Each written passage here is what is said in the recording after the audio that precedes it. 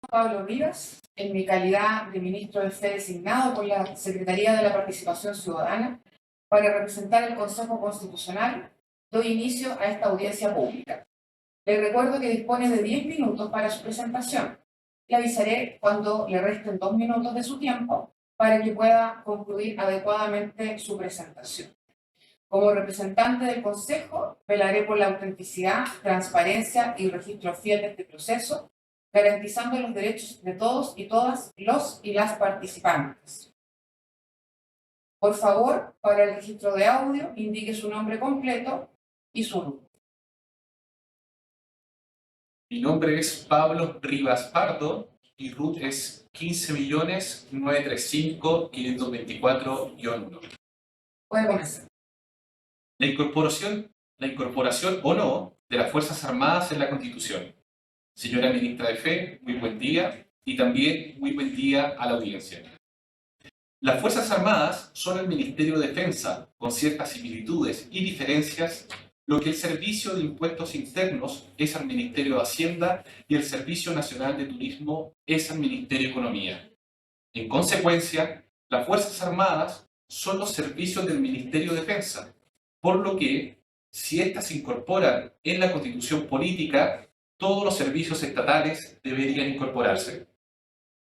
No obstante, las Fuerzas Armadas son parte integrante de un pacto social, diferenciándose así de otros servicios estatales, hecho por el cual su incorporación a una constitución política se da aunque no ocurra con otras instituciones de características similares.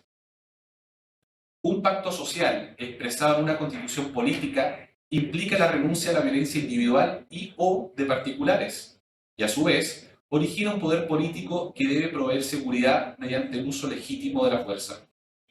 En consecuencia, la responsabilidad estatal del uso legítimo de la fuerza para proveer seguridad necesita servicios para ejecutar tal monopolio, siendo esto lo que hace que las Fuerzas Armadas sean parte integrante del pacto social, ocurriendo lo mismo con las fuerzas de orden.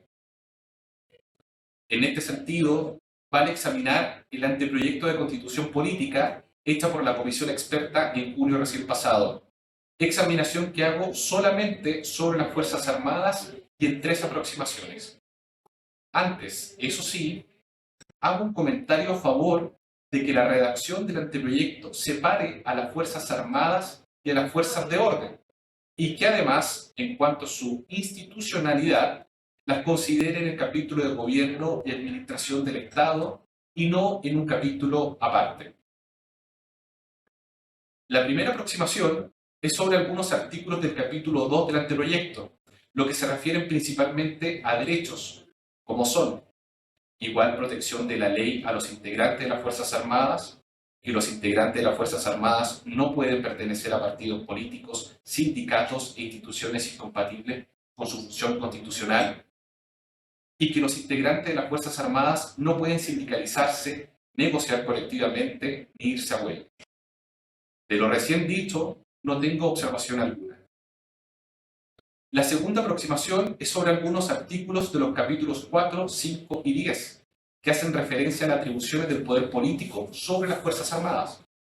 En detalle, la Cámara de Diputados podrá acusar constitucionalmente a oficiales generales y almirantes, los oficiales no podrán ser candidatos al Congreso Nacional, el presidente de la República tendrá como atribuciones designar y remover a cada comandante en jefe, nombrar, ascender y dar retiro a los oficiales, disponer, organizar y distribuir las fuerzas de aire, mar y tierra, conducir la defensa nacional y asumir la jefatura suprema en caso de guerra, y disponer que las Fuerzas Armadas protejan la infraestructura crítica.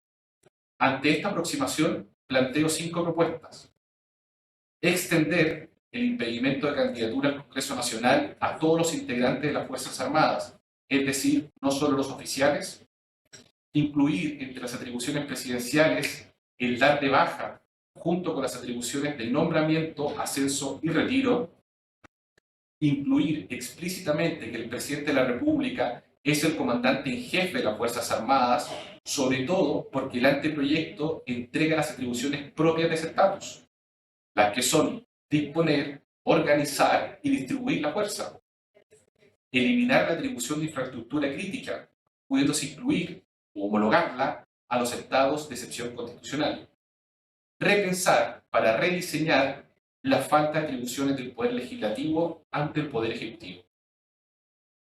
Tercera aproximación es sobre algunos artículos de los capítulos 3, 5 y 10 sobre la institucionalidad de las Fuerzas Armadas, las que son mantener el orden público para los actos electorales, las instituciones que la constituyen, dependencia ministerial, misión constitucional, colaboración en emergencia y catástrofe, resguardo de la frontera y cooperación internacional, características integrantes, organización del personal, incorporación del personal, carrera de las Fuerzas Armadas, relación presidencia y ministerio, designación y destitución de cada comandante en jefe, monopolio del uso y de la ejecución de la fuerza, regulación del uso de la fuerza y tenencia de las armas y regulación de la protección de la infraestructura crítica.